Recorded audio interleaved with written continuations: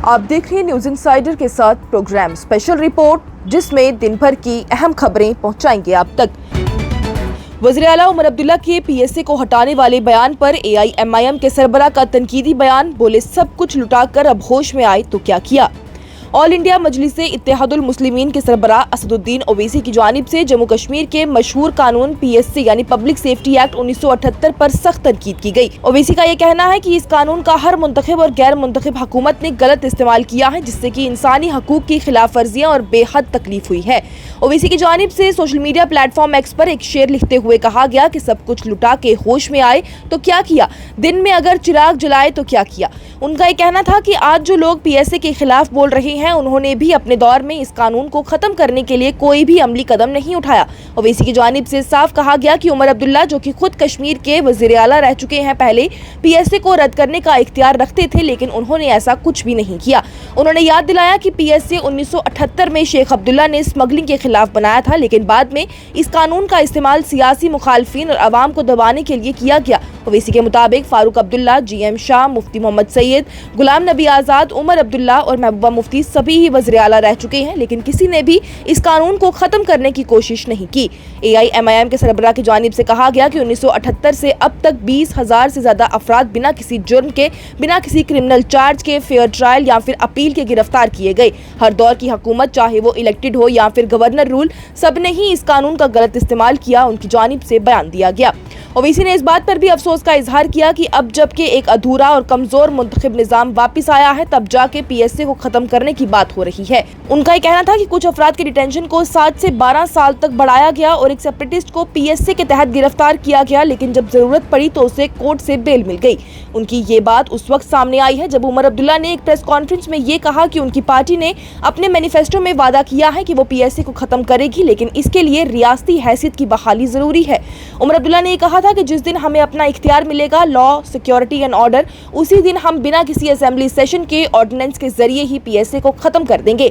इसके अलावा उमर अब्दुल्ला की जानिब से बीजेपी पर तनकीद करते हुए कहा गया था कि अगर रियासती हैसियत की बहाली सिर्फ इस शर्त पर दी जाएगी कि वहां पर बीजेपी की हुकूमत हो, तो यह अवाम के साथ नाइंसाफी है। बीजेपी ने कभी भी पार्लियामेंट या फिर सुप्रीम कोर्ट में यह नहीं कहा था कि स्टेटहुड बीजेपी की जीत पर मबनी होगी। उमर अब्दुल्ला की जानिब से पीडीपी और बीजेपी के दरमियान 2015 के गठबंधन को भी याद दिलाया गया था, जिसे उनकी जानिब से एक गलती भी करार दिया गया था।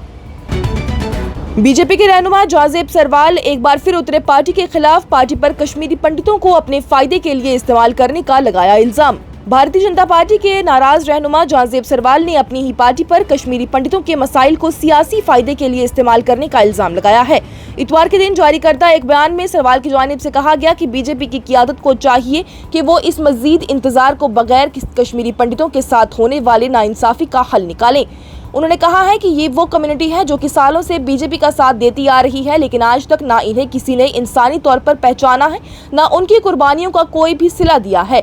सरवाल के मुताबिक बीजेपी ने पार्लियामेंट में 500 से ज्यादा बार इन लोगों के दुखों का जिक्र किया, सिर्फ अपनी सियासी मुखालफत में किया है, मगर असली जिंदगी में उनके लिए कुछ भी नहीं किया गया। सरवाल ने यह भी कहा कि उनका पार्टी से मुतालबा है कि वो सिर्फ लफ्जी वादों तक महदूद ना रहे, बल्कि अमली कदम उठाएं ताकि कश्मीरी पंडितों के साथ होने वाली दीदानी और समाजी नाइंसाफी का कुछ तो अजाला हो सके।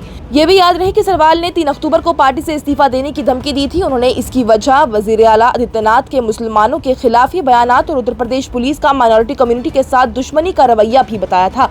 सरवाल ने इस दफा बड़े वाज़े अंदाज में कहा है कि बीजेपी की क़ियादत को चाहिए कि वो कश्मीरी पंडितों की वापसी, उनके हकूक की बहाली और तहफ़्फ़ुज़ और रोजगार के मौके देने के लिए साफ सुथरी पॉलिसी बनाए। उनका ये कहना था कि इस कम्युनिटी को सिर्फ जुमले नहीं बल्कि कदम उठाए जाने चाहिए, जैसे कि सीनियर रहनुमा का कैंप्स का दौरा करना, जहाँ ये लोग सालों से तंग हालात में रह रहे हैं।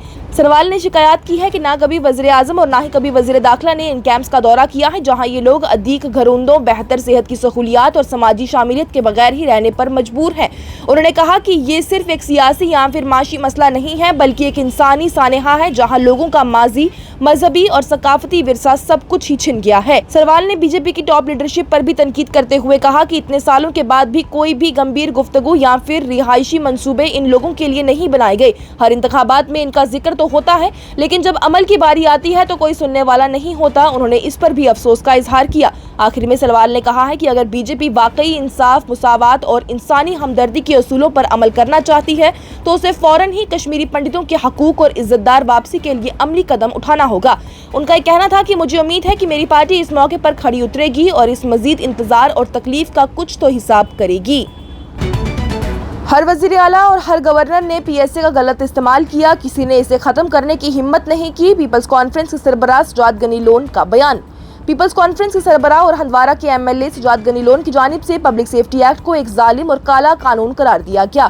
لون نے کہا کہ اس قانون کا بے در اور بے لگام استعمال ہر دور کی حکومت، چاہے وہ وزیر اعلیٰ ہوں یا پھر گورنر ہوں، سب نے کیا ہے۔ یہ بیان انہوں نے اے آئی ایم آئی ایم کے سربراہ اسد الدین اویسی کے ایک پوسٹ پر رد عمل دیتے ہوئے دیا، جس میں اویسی نے پی ایس اے کے غلط استعمال پر جموں کشمیر کی تمام حکومتوں کو تنقید کا نشانہ بنایا تھا۔ سجاد لون کی جانب سے کہا گیا کہ یہ لوگ جب اس قانون کو ختم کر سکتے تھے تب نہیں کیا اور وہ کبھی بھی نہیں کریں گے۔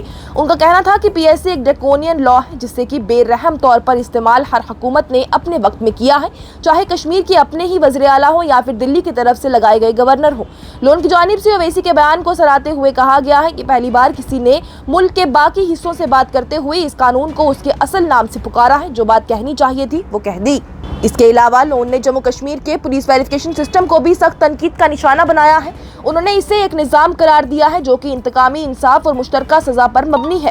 ان کا کہنا تھا کہ سال 2025 میں ہم ایک ایسے قانون کے ساتھ جی رہے ہیں جو کہ گونگے دور سے آیا لگتا ہے، جہاں پر ماں باپ کے جرم کی سزا ان کے بچوں کو دی جا رہی ہے اور بچوں کے جرم کی سزا ان کے والدین کو۔ یہ صرف اتنا نہیں ہے، بھائی بہن کزن بھی مصیبت میں گرفتار ہو جاتے ہیں۔ لون کا اس بیان کا مقصد یہ واضح کرنا تھا کہ جموں کشمیر میں صرف پی ایس اے ہی نہیں بلکہ اس سے متعلق تمام نظامات بھی ناانصافی اور ظلم پر مبنی ہے، جن کا شکار غریب اور عام لوگ بن رہے ہیں۔ ان کے مطابق جب تک کہ یہ قانون اور سسٹم برقرار ہے تب تک جموں کشمیر میں اصلی انصاف اور امن کا قیام ممکن نہیں ہے۔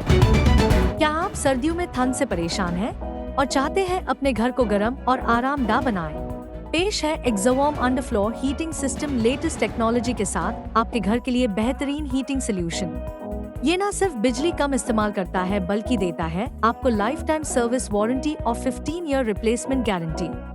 یہ شاک پروف اور واٹر پروف ہے، جو اس کو بناتا ہے مکمل سیف اور ریلائبل، اور اگر لائٹ چلی جائے تو بھی 6 سے 8 گھنٹے کا ہیٹ بیک اپ پرووائڈ کرتا ہے۔ اور معلومات کے لیے ابھی ہماری ٹیم سے رابطہ کریں۔ لداخ میں پیدا ہوئے حالات پر ہوگی اہم ملاقات، ایم ایچ اے کی جانب سے ایل اے بی اور کے ڈی اے کو 22 اکتوبر کو دلی کیا گیا طلب۔ دلی میں لداخ کے حالات پر ایک اہم ترقی ہوئی ہے۔ ستمبر 24 کے واقعے کے بعد سے جو تشدد ہوئی ہے، اس کے بعد سے وزارت داخلہ کی جانب سے لے اپیکس باڈی اور کرگل ڈیموکریٹک الائنس کے نمائندوں کو ایک نئے دور کے مکالمہ کے لیے دعوت دی گئی ہے۔ یہ ملاقات 22 اکتوبر کو دلی کے نارتھ بلاک میں منعقد ہوگی۔ ذرائع کے مطابق وزارت داخلہ نے لداخ کی قیادت کے سب کمیٹی کے تمام اراکین اور دوسرے متعلقہ افراد کو اس ملاقات کے لیے دعوت نامہ بھیج دیا ہے۔ یہ ملاقات وزیر مملکت برائے داخلہ شری نتیانند رائے کی سربراہی میں ہوگی۔ اس میں وزارت داخلہ کے اعلیٰ افسران بھی شامل ہوں گے، جن میں کی ہوم سیکریٹری اور جوائنٹ سیکریٹری بھی دستیاب ہوں گے۔ لے اپیکس باڈی کے کو چیئرمین شیرنگ دورجے کی جانب سے بات کرتے ہوئے تصدیق کر دی ہے کہ انہیں ایم ایچ اے نے دعوت نامہ دے دیا ہے اور ملاقات دیوالی کے بعد ممکن ہے کہ 22 اکتوبر کو ہو جائے۔ ان کا یہ کہنا تھا کہ وہ اس ملاقات میں شرکت کریں گے اور امید ہے کہ اس مرتبہ بات چیت فائدہ مند رہے گی اور مقصد حاصل کرنے والی بھی ہوگی، نہ کہ صرف وقت ضائع کرنے والی۔ اس سے پہلے 6 اکتوبر کو بھی ایم ایچ اے نے بات چیت کے لیے دعوت دی تھی، لیکن 24 ستمبر کے واقعے کے بعد ایل اے بی اور کے ڈی اے دونوں نے ہی اس ملاقات میں شرکت کرنے سے انکار کر دیا تھا۔ واضح رہے کہ اس واقعے میں 4 بے گناہ افراد کی جان چلی گئی تھی، جس کے بعد سے فضا میں سخت کشیدگی دیکھنے کو ملی تھی۔ وہیں سب کمیٹی کے وہ اراکین جو کہ اس ملاقات میں حصہ لیں گے، ان میں ایل اے بی کے تھپستان شیوانگ، شیرنگ دورجے لاکروک اور نوانگ ریگزن جورا بھی شامل رہیں گے، جبکہ کے ڈی اے کے نمائندوں میں قمر علی آخون، اصغر علی کربلائی اور سجاد کرگلی بھی شامل ہوں گے۔ اس کے علاوہ لداخ کے لوک سبھا کے رکن حنیفہ جان لے اور کرگل کے ہل کاؤنسلز کے چیئر پرسن بھی اس میں شامل رہیں گے اور لداخ کے چیف سیکریٹری بھی اس ملاقات میں شرکت کرنے کا ان کا بھی امکان ہے۔ اہم بات یہ ہے کہ ایل اے بی اور کے ڈی اے کا 4 نکاتی ایجنڈا ابھی بھی ویسے کا ویسا ہے۔ لداخ کے لیے ریاست کا درجہ اور چھٹے اسکیڈول کا نفاذ، اپنا خود کا پبلک سروس کمیشن اور لداخ کے لیے 2 الگ الگ پارلیمانی سیٹس۔ اب کی بار لداخی رہنما یہ بھی مطالبہ کر رہے ہیں کہ 24 ستمبر کے واقعے میں جو لوگ شہید ہوئے ہیں ان کے خاندانوں کو معاوضہ دیا جائے اور تمام گرفتار افراد کو بھی رہا کیا جائے، جن میں مشہور کلائمیٹ ایکٹیوسٹ سونم وانگچک بھی شامل ہیں۔ और दरबार मूव के दोबारा आगाज को माशी तरक्की से जोड़ते हुए काबीना वजीर सतीश शर्मा की जानिब से इसे भाईचारे की तरफ एक अहम कदम दिया गया करार। जम्मू कश्मीर के काबीना वजीर सतीश शर्मा की जानिब से इतवार के रोज मीडिया से गुफ्तगू करते हुए कहा गया है कि दरबार मूव की रिवायात को दोबारा आगाज करना सिर्फ एक रस्मी कदम नहीं बल्कि माशी तरक्की, सुलह सफाई और भाईचारे के फरोग देने का जरिया है। उन्होंने कहा कि दरबार मूव जो कि सरकारी दफातर का हर साल 2 मरतबा श्रीनगर और जम्मू के दरमियान तबादला है, ये एक 149 साल पुरानी रिवायात है जो कि महाराजा के दौर में शुरू हुई थी। सतीश शर्मा ने बताया कि जब मैं 1 साल पहले हुकूमत संभाली थी तो मैंने देखा कि पिछले 4 से 5 साल से इस रिवायात में वक्फा आया था, जिसका असर जम्मू और कश्मीर के दरमियान ताल्लुकात पर भी पड़ा था। उनका ये कहना था कि जब तक ये रिवायात जारी नहीं रहती गलतफहमियां बढ़ती हैं, लोगों में फासले पैदा होते हैं। उनकी जानिब से ये भी कहा गया, मैं अक्सर सोचता था कि ये सिलसिला पहले क्यों रुक गया, इसका सही जवाब मेरे पास नहीं है, लेकिन इत्मीनान ये है कि अब ये फिर से जारी हो रहा है। सतीश शर्मा की जानिब से वाज़ेह किया गया कि इस रिवायात का अमली फायदा हर तबके के लोगों को मिलता है, चाहे वो हॉकर्स यानी कि राहती फरोश हो, शोरूम के मालिक हो, ताजिर हो या फिर रिक्शा वाले हो, ऑटो चलाने वाले हो, मजदूर हो, सबको ही इसका फायदा पहुंचता है। उनका ये कहना था कि ये एक अहम तरक्की है जो कि वज़ीर आला की जानिब से दिवाली के मौके पर लोगों के लिए एक तोहफे की तरह दी गई है। उन्होंने ये भी तस्दीक की है कि दरबार मूव का सिलसिला मुस्तकिल तौर पर जारी रखा जाएगा और हुकूमत इस रिवायात को बरकरार रखने के लिए पुरज़्म है। आज की स्पेशल रिपोर्ट में इतना ही। दीजिए इजाजत। लेटेस्ट अपडेट्स के लिए देखते रहिए न्यूज़ इंसाइडर 24/7।